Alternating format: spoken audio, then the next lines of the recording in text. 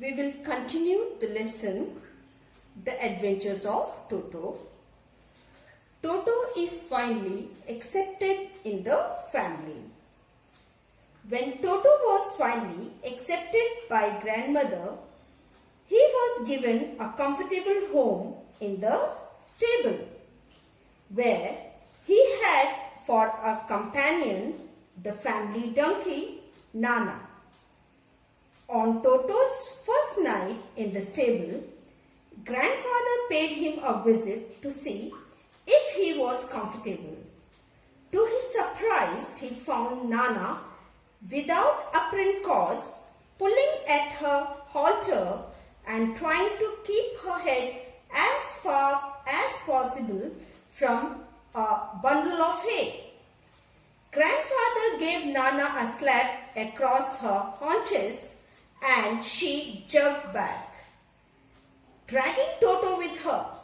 He had fastened onto her long ears with his sharp little teeth.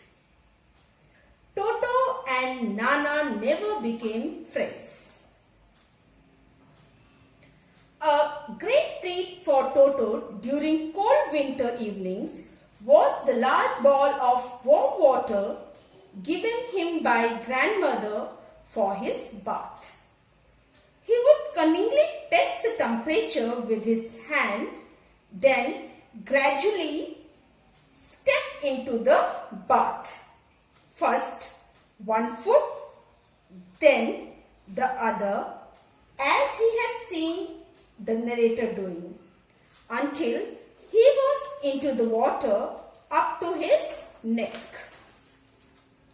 Once comfortable, he would take the soap in his hands or feet and rub himself all over.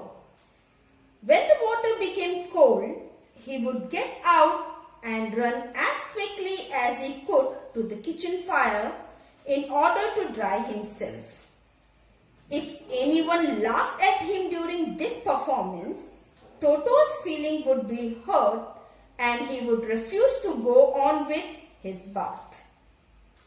One day, Toto nearly succeeded in boiling himself. A large kitchen kettle had been left on the fire to boil for tea, and Toto, finding himself nothing better to do, decided to remove the lid. Finding the water just warm enough for a bath, he got in with his head sticking out from the open kettle. This was just fine for a while, until the water began to boil. Toto then raised himself a little, but finding it cold outside, sat down again. He continued hopping up and down for some time until grandmother arrived and hauled him half-boiled out of the kettle. If there is a part of the brain specially devoted to mischief, that part was largely developed in Toto. He was always tearing things to pieces whenever one of my aunt came near him. He made every effort to get hold of her dress and tear a hole into it. One day at lunchtime, a large dish of pulao stood in the center of the dining table. He entered the room to find Toto stuffing himself with rice. My grandmother screamed and Toto threw a plate at her. One of my aunt came near and he threw a glass of water. When grandfather arrived, Toto took the dish and went up to the jackfruit tree. He sat on the jackfruit tree and started eating. Everyone was asking him to come down and he did not listen. Finally, when he completed eating, he threw the dish from the top and it broke into 100 pieces.